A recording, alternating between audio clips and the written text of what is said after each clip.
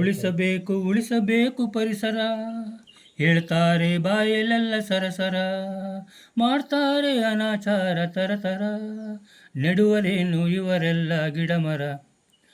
ಒಂದೊಂದೇ ಬರಿತಾ ಸುಮಾರು 15 ನಾಟಕ ಬರ್ತದೆ. ಇಮ್ಯಾಜಿನ್ ಮಾಡ್ತೀವಿ, ಇಮ್ಯಾಜಿನ್ ಮಾಡಿಕೊಂಡೆ ಆ ಕಥೆನ ಶುರು ಮಾಡ್ತೀವಿ. ಒಂದು ಕತೆ ಒಂದು ಹೆಸರಿಡ್ತೀವಿ.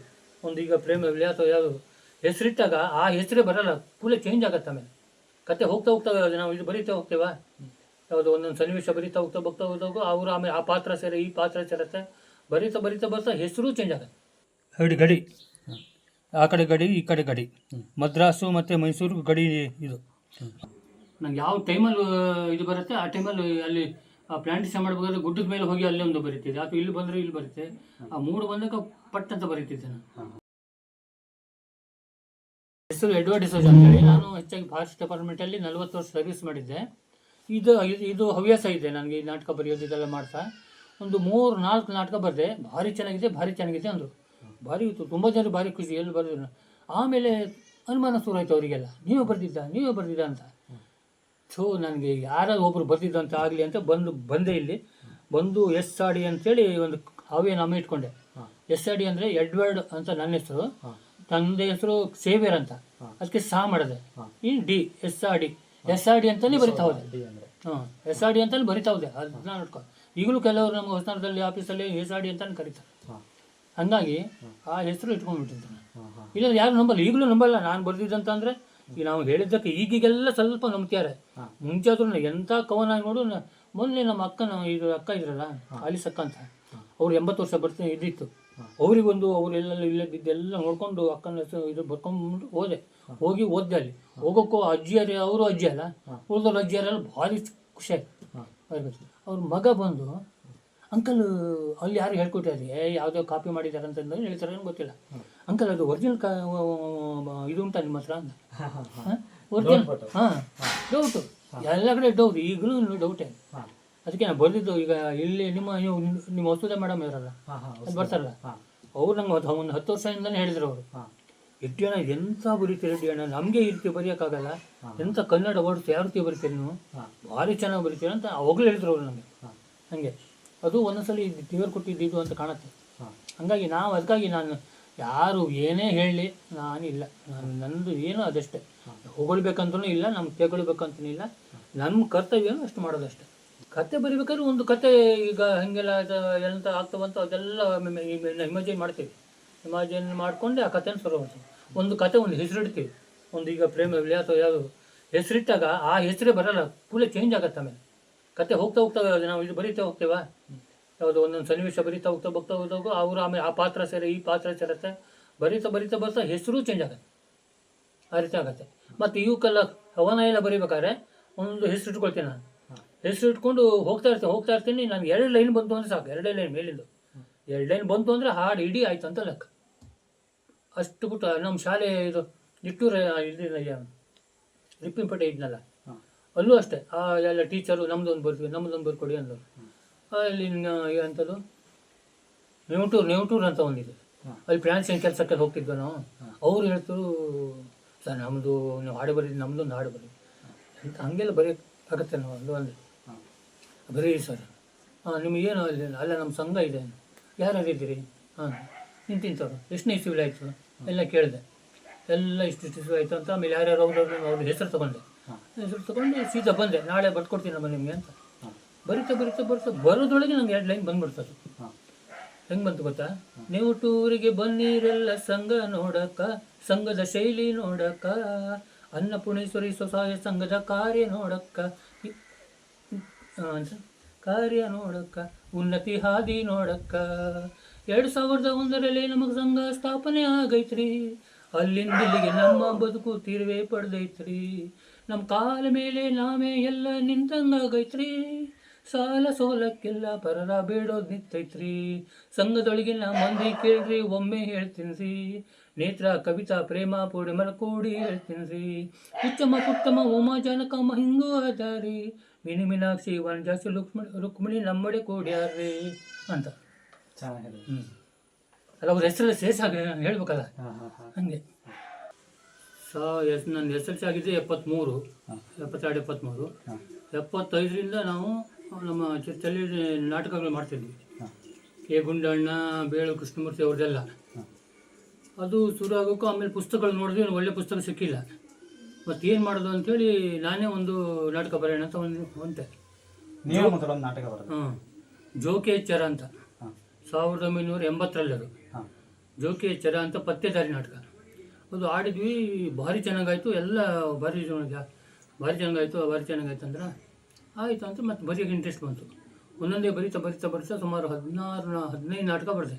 ನೀವು ಒಬ್ಬರೇ ನಾಟಕ? ಹಾಂ, ಎಲ್ಲ ನಾಟಕ. ಎಲ್ಲೈತೆ ಮರವಾದಿ, ಅದು ಇದು ಎಲ್ಲ ಈ ಪುಸ್ತಕದಲ್ಲಿ ಹಾಕಿದ್ದೀನಿ ನಾನು. ಎಲ್ಲೈತೆ ಮರವಾದಿ, ಯಾವ್ಯಾವ ಇದು ಅಂತ ಎಲ್ಲ ಹಾಕಿದ್ದೀನಿ. ಸುಮಾರು 16 ನಾಟಕ. ಆಮೇಲೆ ಕೆಲವೆಲ್ಲ ಇದೆಲ್ಲ ಮಾಡಿ ಒಟ್ಟು 20 ಇದು 21ನೇದು ನಾನು. ಹಾಂ, ನಿಮ್ಮ ಬುಕ್ ಇದು 21ನೇದು. ಮುಳುಗೋಡಿಗೂ ಮುನ್ನ ನಾ ಕಂಡ ನನ್ನ ಬಿದನೂರು ಅಂತ. ಹಾಂ ಹಾಂ ಹಾಂ. ಇದು ನೀವು ಕೊನೆ ಬುಕ್?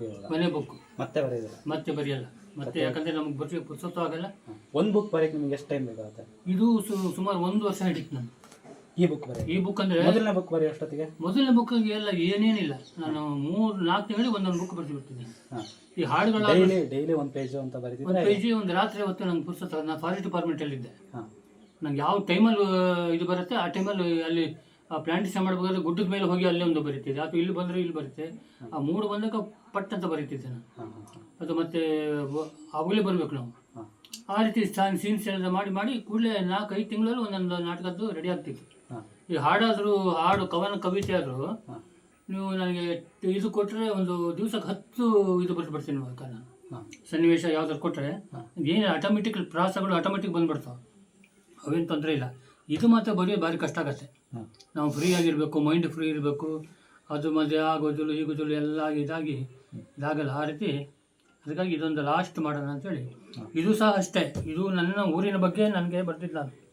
ನಾನು ಒಂದು ದಿವಸ ಇಲ್ಲೇ ಕೂತಿದ್ದೆ. ಇಲ್ಲಿ ಕೂತಾಗ ಅಂದಾಜು ಮಾಡಿದೆ ಈ ಊರ ಬಗ್ಗೆ. ಹಾಂ, ಈ ನಾನು ಮುಳುಗಡೆ ಆಗಿದ್ದು ನಾವು ಎಲ್ಲ ನೋಡಿದ್ದೀವಿ. ಮುಳುಗಡೆಗೆ ಮುಂಚೆ ಇದೆಲ್ಲ ಇದ್ದಿದ್ದು, ಯಾವುದು ಮಿಲ್ಲೆಲ್ಲ ಇದ್ದಿದ್ದು, ಅದೆಲ್ಲ ಇದ್ದಿದ್ದು. ದೊಡ್ಡ ಎತ್ತಿನ ಗಾಡಿ, ಮಿಲ್ಲಿನ ಕಣ, ದೊಡ್ಡ ಹೋಟೆಲ್ ಎಲ್ಲ ನೋಡಿದ್ದೀನಿ. ದೊಡ್ಡವರೆಲ್ಲ ದೊಡ್ಡವ್ರ ಮನೆ ಎಲ್ಲ ಅಂಗಡಿ ಎಲ್ಲ ಇದ್ದು, ಭಾರಿ ದೊಡ್ಡ ಪೇಟೆ ಇದ್ದು ಮುಂಚೆ. ನಿಮ್ಮ ರಿಪ್ಪಿಪೇಟೆ ಹಂಗೆ ಇತ್ತು ಇದು ಅವಾಗ. ಈಗ ಯಾರೂ ಇಲ್ಲ ಬಿಡಿ. ರಿಪ್ಪಿಪೇಟೆ ಹಂಗದು. ಆವಾಗ ನಾನು ಅಂದಾಜು ಮಾಡಿದ್ವಿ ಇದ್ರ ಬಗ್ಗೆ ಬರೀಬೇಕು ನಾನು ಅಂತೇಳಿ. ಆಮೇಲೆ ಅಲ್ಲಿಂದ ಶುರು ಮಾಡಿದ್ರು. ಚಂದ್ರ ಶೆಟ್ಟರ್ ಅಂತ ಒಬ್ಬರಿದ್ದಾರೆ, ಅವ್ರ ಹತ್ರ ಹೋದೆ. ಅವ್ರ ಹತ್ರ ಎಲ್ಲೆಲ್ಲಿ ಏನೇನು ಇತ್ತು ನಿಮಗೆಲ್ಲ ಗೊತ್ತಿದೆಯಲ್ಲ ಅಂತ ಕೇಳಕ್ಕೆ ಹೋದೆ. ಅವರು ಅಯ್ಯೋ ಮಾರ್ರೆ, ನೀವು ಹಾಗಾದ್ರೆ ನಮ್ಮೂರ ಬಗ್ಗೆ ಬರೆಯೋದ್ರೆ ನನಗೆ ಹೆಮ್ಮೆ, ಬನ್ನಿ ನಮ್ಗೆ ಏನೇ ಸಪೋರ್ಟ್ ಮಾಡೋಕ್ಕೆ ಎಲ್ಲ ಮಾಡಿದ್ರೆ ಪಾಠ ಅವ್ರು ಹೇಳಿದ್ರು. ಅಲ್ಲಿಂದ ಅಲ್ಲಿ ಮತ್ತೊಬ್ಬರು ಎಲ್ಲ ಹೋಗಿ ಇಡೀ ಹೋಬಳಿ ಫುಲ್ ತಗೊಂಡೆ. ನಗರ ಹೋಬಳಿ ಫುಲ್ಲು ಎಲ್ಲೆಲ್ಲಿತ್ತು, ನಗರ ಹೋಬಳಿ ಫುಲ್ ಇದನ್ನು ಫುಲ್ ಬರ್ತೀನಿ. ಗಡಿಗಳು ಎಲ್ಲಿದ್ದು ಅಂತ, ಮಹಾರಾಜರ ಗಡಿಗಳು. ಹೊಸನಗರದ ಬಗ್ಗೆ ಏನೋ ಹೇಳಿದ್ರು ನೀವು ಅವಾಗ. ಹೊಸನಗರ ತಾಲೂಕು. ಹೊಸನಗರ ತಾಲೂಕು ಅಂತನಾ? ಹೊಸನಗರ ತಾಲೂಕು ಅಂದ್ರೆ ಇಲ್ಲಿ ನಗರ ತಾಲೂಕು ಆಗಿತ್ತು ಮುಂಚೆ. ನಗರ ತಾಲೂಕು ಮುಂಚೆ ಅಂದ್ರೆ ವಿಭಾಗ ಮಟ್ಟ ಇತ್ತು ಇದು. ಯಾವುದು 1800ರಿಂದ ಇವರು ಬರ್ತಾರೆ ಬ್ರಿಟಿಷ್ ಮತ್ತು ಮಹಾರಾಜರು ಸಮ್ಮಿಳಿತಲ್ಲಿ ಒಂದು ಇದಾಗತ್ತೆ. ಅವರು ಏನು ಅಲ್ಲಿ ಸರ್ಕಾರ ರಚನೆ ಆಗತ್ತಾ, ಅವರಿಬ್ಬರಿಂದ ಆವಾಗ ವಿಭಾಗ ಮಟ್ಟ ಅಂತಿತ್ತು. ಇಡೀ ಕರ್ನಾಟಕ ರಾಜ್ಯಕ್ಕೆ 3 ವಿಭಾಗ ಇತ್ತು. ಅದರಲ್ಲೂ ಇದೊಂದು, ಅದು ಬಿದ್ನೂರು ಒಂದು. ಆಮೇಲೆ 4 ಆಯಿತು, 5, 6 ಆಯಿತು, ಈ ರೀತಿ ವಿಭಾಗ ಆಯಿತು.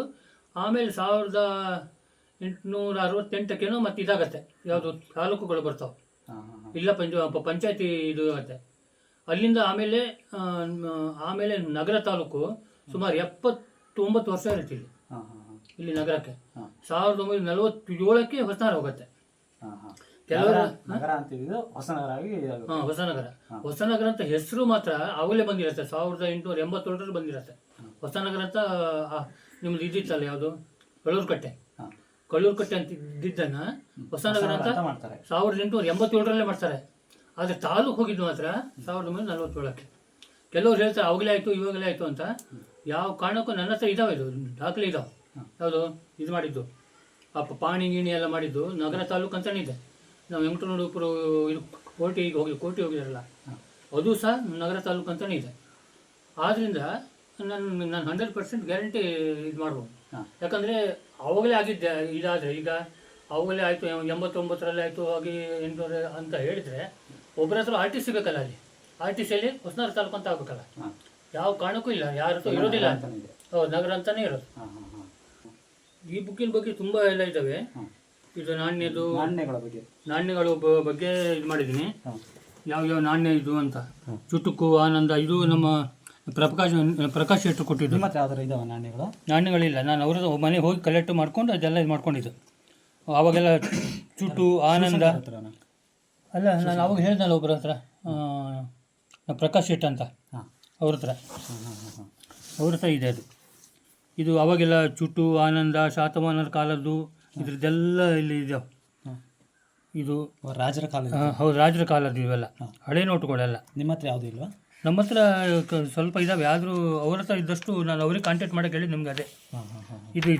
ಇದು ಇಲ್ಲಿ ನಮ್ಮ ಇದು ಬರುತ್ತೆ, ವೇಣುಪುರ ಅಂತ ಬರುತ್ತೆ, ವೇಣುಗೋಪಾಲ ಸ್ವಾಮಿ ಇದು ಎಷ್ಟು ಭಾರಿ ಚೆನ್ನಾಗಿದೆ ಅಂದರೆ ಇನ್ನು 10,000 ಆದರೂ ಹೋಗಲ್ಲ. ಯಾಕಂದರೆ ಕೆಳಗೂ ಚಪ್ಪಡಿ, ಮೇಲು ಚಪ್ಪಡಿ, ಎಲ್ಲ ಚಪ್ಪಡಿ, ಅಷ್ಟು ಬಂದೋಬಸ್ತ್ ಮಾಡಿ ಕಟ್ಟಿಯಾರದು. ವೇಣುಪುರ ಅಂತ ಹೆಸರು ಬಂದಿತ್ತು ಇಲ್ಲಿ ನಗರಕ್ಕೆ ಮುಂಚೆ. ಇದು ಇಲ್ಲಿದು ಶಾಲೆದು 1902 ಶಾಲೆ ಇತ್ತಲ್ಲ, ಇದು ಅದಕ್ಕಿಂತ ಮುಂಚಿನ ಶಾಲೆ. ಇದು 1883 ಆಗುತ್ತೆ ಇಲ್ಲಿ ಶಾಲೆ ಓಪನ್ ಆಗುತ್ತೆ. ಮೊದಲಿದ್ದಿತ್ತು ಶಾಲೆ, ಈಗ ಇದು ಬಂದಿದೆ. ಇದು ಗಡಿಗಳು ಹೇಳಿದಲ್ಲ, ಮೇಲ್ಸುಂಕ ಕೆಳಸುಂಕ ಅಂತೇಳಿ ಇದು ಮಾಡಿದ್ರಲ್ಲ ಅದು. ಇಲ್ಲಿ ನೀವು ಅವಾಗ ನೀವು ಹೋದ್ರಲ್ಲ ಅಲ್ಲಿ ಹಿರೇಮಠ ಅಂತ, ಹಿರೇಮಠ ಇದು ಸುಮಾರು 64 ಮಠಗಳಲ್ಲೇ ಹಿರೇಮಠ ಇದು. ಇಲ್ಲಿ ಎಲ್ಲ 64 ಮಠಗಳು ಇಲ್ಲಿ ಬರಬೇಕಿತ್ತು. ಅವರು ಬಂದು ಅವರೆಲ್ಲ ಇದು ಮಾಡ್ಕೊಂಡು ಹೋಗ್ತಿದ್ರು. ಹೌದೌದು, ರಾಜರು ಸಹ ಇಲ್ಲಿಂದಲೇ ಪೂಜೆ ಮಾಡ್ಕೊಳ್ತಿದ್ರು ಅವರು. ಇಲ್ಲೇ ಪೂಜೆ ಮಾಡಿ ಇಲ್ಲಿಂದ ಎಲ್ಲ ಸಾಮಾನು ತೊಗೊಂಡು ಹೋಗ್ತಿದ್ರು. ಇದು ಮಿಲ್ಲು. ಇದಂದರೆ ಅವಾಗ ಇಲ್ಲಿತ್ತು ಅಂತ ಹೇಳ್ದಲ್ಲ. ಫೋಟೋಸ್ ಎಲ್ಲ ಎಲ್ಲಿ ಸಿಗುತ್ತೆ ನಿಮಗೆ? ಫೋಟೋಸ್ ಎಲ್ಲ ನಾವು ಅವ್ರ ಹತ್ರ ಎಲ್ಲ ಕಲೆಕ್ಟ್ ಮಾಡಿದ್ವಿ.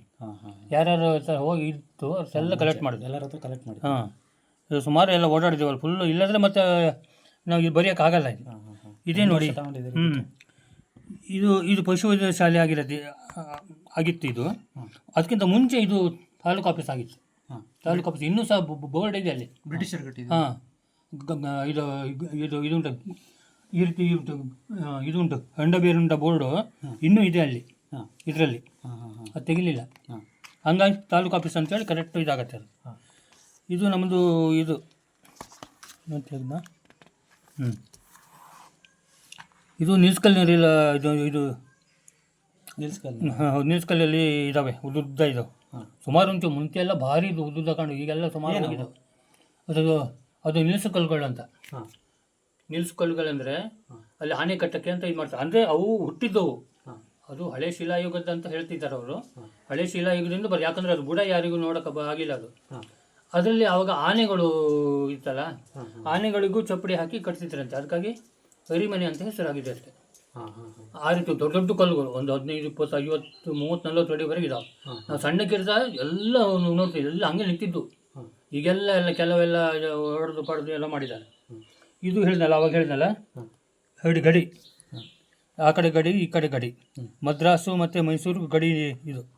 ಅದು ನಿಟ್ಟೂರು ಹತ್ರನೂ ಒಂದು 3 ಇಂಥವಿದ್ದಾವೆ. ಇಲ್ಲಿ ಯಡೂರ ಹತ್ರನೂ ಇದೆ. ಮೇಲ್ಸುಂಕ, ಕೆಳಸುಂಕ, ನಡುಸುಂಕ ಅಂತ 3 ವಸೂಲು ಮಾಡ್ತಾರೆ. ಮೇಲ್ಸುಂಕ ಅಂದರೆ ಮೇಲಿನವರಿಗೆಲ್ಲ ಬಂದವರು ಸುಂಕ, ಕೆಳಸುಂಕ ಅಂದರೆ ಕೆಳಗಿನವರೇ ಬಂದವರು. ನಡುಸುಂಕ ಅಂದರೆ ಕೆಲವರು ದುಡ್ಡಿರಲ್ಲ ಏನು ಮಾಡಿದ್ರೆ ಅವರಿಗೆ ಆಮೇಲೆ. ಈ ರೀತಿ ಇತ್ತು. ಆ ಕಡೆ ಮದ್ರಾಸ್ ಗಡಿ, ಈ ಕಡೆ ಮೈಸೂರು ಗಡಿ, ಆ ರೀತಿ ಇತ್ತು ಅಲ್ಲೇ. ಕೋಟೆ ಬಗ್ಗೆ ಕೇಳ್ತಾರೆ. ಕೋಟೆ ಬಗ್ಗೆ ಅಂದರೆ ಈಗ ಈ ಪುಸ್ತಕದಲ್ಲಿ ಬರ್ತಿದ್ದೆ ನಾನು. ಅದಕ್ಕಿಂತ ಮುಂಚೆ ಅಲ್ಲೂ ಒಂದು ಕೋಟೆ ಇತ್ತು. ಎಲ್ಲಿತ್ತು? ಇಲ್ಕುಂಜಿ ಬರೆ ಮುಂಚೆ ಅಲ್ಲೊಂದು ಕೋಟೆ ಇತ್ತಾ? ಕೋಟೆ ಈಗಲೂ ಇದೆ. ಅಲ್ಲಿ ಪಾಳೆಗಾರರು ಹೋಗಂಗಿಲ್ಲ, ಹೋಗ್ತೀವಿ, ಹೋಗ್ತಾರಲ್ಲ ನೋಡಕ್ಕೆ ಹೋಗ್ತಾರೆ. ಹಾಂ, ಅಲ್ಲಿ ಪಾಳೆಗಾರರು, ತುಂಡರಸರು, ಅವರು ಇವರೆಲ್ಲ ಸುಮಾರು ಜನ ಆಳಿದ್ದಾರೆ ಅಲ್ಲಿ. ಅದ್ರ ಮೇಲೆ ಇವ್ರು ಹೇಳ್ದಂಗೆ ಇವರು ಬರ್ದಂಗೆ ಹೊಸಂಗಡಿ ಅರಸರು ಬರ್ತಾರೆ. ಹೊಸಂಗಡಿ ಅರಸರು ಅವರು ಬಂದು ಆಳ್ತಾರೆ ಇಲ್ಲಿ. ಅವರು ಬಂದು ಆದಮೇಲೆ ಅವ್ರು ಕೋಟೆ ಕಟ್ಟಿದ್ದಿಲ್ಲಿ. ಶಂಕರನಾರಾಯಣ ಭಟ್ಟ ಅಂತ ಒಬ್ಬರು ಇರ್ತಾರೆ. ಕೋಟೆ ಕಟ್ಟಿದ್ದಿಲ್ಲಿ ಶಿವಪ್ಪನಾಯಕ ಇಂಪ್ರೂವ್ ಮಾಡಿದ್ದು. ಕಟ್ಟಿದವರಲ್ಲ, ಕಟ್ಟಿದ್ದು ಇವರು ಅಮ್ಮಿದೇವಿ ಕಾಲದಲ್ಲಿ. ಅಮ್ಮಿದೇವಿ ಅಮ್ಮ ಅಂತೇಳಿ ಹೊಸಂಗಡಿ ಅರಸರು, ಹೊನ್ನೆಗಂಬಳಿ ಅರಸರು ಅವ್ರ ಅರಸ ಕಾಲದಲ್ಲಿ ಇವನು ಪ್ರಧಾನಿ ಆಗಿದ್ದರು. ಯಾರು? ಶಂಕರನಾರಾಯಣ ಭಟ್ಟ ಅನ್ನೋ ಪ್ರಧಾನಿ ಆಗಿದ್ದ. ಆ ಟೈಮಲ್ಲಿ ಅಲ್ಲಿಂದ ಕಲ್ಲೆಲ್ಲ ತಂದು ಕೋಟೆಗೆಲ್ಲ ಕಲ್ಲು ಅಲ್ಲಿಂದ ಬಂದು ಹಾ, ಇನ್ನೂ ಇದಾವೆ ಮುಂಚೆ ಅಲ್ಲಿ. ಇದ್ದಿಂದ. ಇನ್ನೂ ಇದಾವೆ ದೊಡ್ಡ ದೊಡ್ಡ ಕಲ್ಲು ರಾಶಿ ಇನ್ನೂ ಅಲ್ಲಿದ್ದಾವೆ ಸುಮಾರು ಹಾ. ಬಿದ್ದು ಚಪ್ಪಡಿ ಗುಡಿ ಎಲ್ಲ ಹಾ, ಹಾ. ಅದೆಲ್ಲ ನೋಡ್ಕೊಂಡು ಇದು ಮಾಡ್ಕೊಂಡು ಇಲ್ಲಿ ಕಟ್ಟಿದ್ರು. ಇಲ್ಲಿ ಕಟ್ಟಿದ ಮೇಲೆ ಆಮೇಲೆ ಇವರು ಬರ್ತಾರೆ ಯಾರು ಇವರು ಸುಮಾರು 1500 ತನಕ ಇವರೇ ಇರ್ತಾರೆ. ಹಾ. ಯಾರು 560 ತನಕ ಹಾ. ಯಾರು ಹೊನ್ನೆಗಾಂವ್ ಇರ್ತಾರೆ. ಅದಕ್ಕಿಂತ ಮುಂಚೆ ಶಾತವಾಹನವರು ಅವರು ಇವರು ಕದಂಬರು ಅವ್ರ ಕಡೆ ಇವ್ರು ಬರ್ತಾರೆ ಪಾಳೆಗಾರರು ಅವ್ರ ತುಂಡಸರು ಅವರೆಲ್ಲ ಬಂದು ಇದು ಮಾಡ್ತಾರೆ ಸಣ್ಣಕ್ಕೆ ಅವರು. ಮುಂಚೆ ಅವರೇ ಮಾಡ್ತಾ ಇದ್ರು. ಮುಂಚೆ. ಆ ನಂತರ ಶಿವಪ್ಪ ನಾಯ್ಕ ಬಂದು ಇಲ್ಲಿ ಇದನ್ನ ಇಂಪ್ರೂವ್ಮೆಂಟ್ ಮಾಡಿದ್ದು. ಸೋಪನಾಯ್ಕ ಅಂದ್ರೆ ಇಲ್ಲಿ ಇರ್ತಿರಲ್ಲ ಅವ ಬರೇ ಕಲ್ಲಲ್ಲಿ ಇರ್ತಿದಾರಲ್ಲ. ಅಲ್ಲ ಬರೀ ಕಲ್ಲೆಲ್ಲ ಅವರು ತುಂಡಸ್ತರು ಅವರು ಹಾ, ಹಾ. ಅಲ್ಲ ಶಿವಪ್ಪ ನಾಯ್ಕ. ಸಾಮಂತರು ತುಂಡಸರು ಅವರು ಹಾ. ಇವ್ರು ಕಟ್ಟಿದ್ದು. ಆಮೇಲೆ ಅಮ್ಮಿ ದೇವಿ ಕಟ್ಟಿದ ಮೇಲೆ ಆಮೇಲೆ ಇಲ್ಲಿ ಕೋಟೆ ಆಯ್ತು. ಹಾ, ಹಾ. ಅಲ್ಲ ಶಿವಪ್ಪ ನಾಯ್ಕ ಇಲ್ಲಿ ಇರ್ತಿದ್ದಾರೆ. ಸೋಪನಾಯ್ಕ ಅವಾಗೆಲ್ಲ ಬಂದಿರಲಿಲ್ಲ ಅವರು. ಹಾ, ಹಾ. ಅವರು ಬಂದಿದ್ದು ಹಿರಿಯ ವೆಂಕಟಪ್ಪ ನಾಯ್ಕ ಅಂತ ಬರ್ತಾರೆ 1618ರಲ್ಲಿ. ಹಾ. ಇಲ್ಲಿ ಬಂದು ಇವನು ಕೋಟೆ ಕಟ್ಟಿದ ಮೇಲೆ ಇಲ್ಲಿ ರಾಣಿಗೂ ಇವ್ರಿಗೂ ಸ್ವಲ್ಪ ಹಿಂದೆ ಮುಂದೆ ಆಗ್ತಿರತ್ತೆ. ಹಾ. ಆವಾಗ ಇವನ್ ಮಾಡ್ತಾ ಅವ್ರು ಮತ್ತೆ ಇದ್ರ ಚಟ ಎಲ್ಲ ಇರತ್ತೆ ಹಾ. ಯಾರಿಗೆ ಯಾರಿಗೆ ನಮ್ಮ ಶಂಕರನಾಮ ಭಟ್ಟರಿಗೆ. ಹಾ. ಆವಾಗ ಅದೆಲ್ಲ ನೋಡೋ ವೀಕ್ನೆಸ್ ನೋಡ್ಕೊಂಡು ಅವ್ರು ಬಂದು ಮುತ್ತಿ ಹಾಕ್ತಾನೆ ಯಾರು ಹಿರಿಯ ವೆಂಕಟಪ್ಪ ನಾಯ್ಕ 1618ರಲ್ಲಿ. ಹಾ. ಅಲ್ಲಿ ಬಿಟ್ಟು ಎಲ್ಲ ಮುಟ್ಟು ಇದು ಮಾಡಿಕೊಂಡು ಅವರಿಗೆಲ್ಲ ಓಡಿಸಿ ಅಲ್ಲಿ ಹೋಗಿ ಕೌಲೇದುರ್ಗ ಎಲ್ಲ ಇವರೇ ವಶ ಮಾಡ್ಕೊಳ್ತಾರೆ. ಹಾ. ಆಮೇಲೆ ಇನ್ನೊಬ್ರು ಬರ್ತಾರೆ ಯಾರು ವೀರಭದ್ರಪ್ಪ ನಾಯ್ಕ. ಹಾ. ಆಮೇಲೆ ವೀರಭದ್ರಪ್ಪ ನಾಯ್ಕ ಆಮೇಲೆ ಇವ್ರು ಬರೋದು ಯಾರು ಶಿವಪ್ಪ ನಾಯ್ಕ. ಶಿವಪ್ಪ ನಾಯ್ಕ. ಹಾ. ಆಮೇಲೆ ಚೆನ್ನಮ್ಮಾಜಿ ಈ ರೀತಿ ಹ್ಮ್. ಇವ್ರು 3ನೇವರಾಗಿ ಬರ್ತಾರೆ. ಹಾ. ಆದ್ರೆ ಶಿವಪ್ಪ ನಾಯ್ಕನ ಹೆಸರು ಯಾಕಿದೆ ಅಂದ್ರೆ ಇಲ್ಲಿ ಅವರು ಶಿಸ್ತು ಮಾಡ್ತಾರೆ ಎಲ್ಲರೂ. ಹಾ. ಇಂಪ್ರೂವ್ಮೆಂಟ್ ಜಾಸ್ತಿ ಮಾಡ್ತಾರೆ. ಕೇರಿಗಳನ್ನ ಮಾಡ್ತಾರೆ. ಹಾ. ನೂಲಿಗರ ಕೇರಿ ಬಾಣಿಗರ ಕೇರಿ ಹಿಂಗೆ ದೇವಸ್ಥಾನ ಎಲ್ಲ ಅವ್ರ ಟೈಮಲ್ಲೇ ಎಲ್ಲ ಇದಾಗಬೇಕಲ್ಲ. ಇಲ್ಲ ಮುಂಚೆನೂ ಆಗಿದ್ದು. ಹಾ. ಮುಂಚೆನೂ ಆಗಿದ್ದು ಆಯಾ ರಾಜರು ಬಂದಾಗೆಲ್ಲ ಮಾಡಿದ್ದಾರೆ. ಹಾ. ಅದಕ್ಕಿಂತ ಮುಂಚೆ ಇವ್ರಕ್ಕಿಂತ ಮುಂಚೆ ಈಶ್ವರ ದೇವಸ್ಥಾನ ಎಲ್ಲ ಮುಂಚೆ ಇತ್ತು. ಹಾ. ಯಾರು ಶಿವಪ್ಪ ನಾಯ್ಕ ಬರೋಕ್ಕಿಂತ ಮುಂಚೆನೇ ಇತ್ತು 1, 2, 3, 4 ದೇವಸ್ಥಾನ. ಹಾ. ಆಮೇಲೆ ಇವರು ಮಾಡಿದ್ದಾರೆ. ಇವರು ಸುಮಾರೆಲ್ಲ ಮಾಡಿದ್ದಾರೆ. ಹಾ. ಯಾರು ಇವರು ನಮ್ಮ ಅರಸರು ಎಲ್ಲ. ಹಾ. ಆಮೇಲೆ ಇವ್ರು ಬರ್ತಾರೆ. ಇವರೆಲ್ಲ ಆದಮೇಲೆ ಹಾ.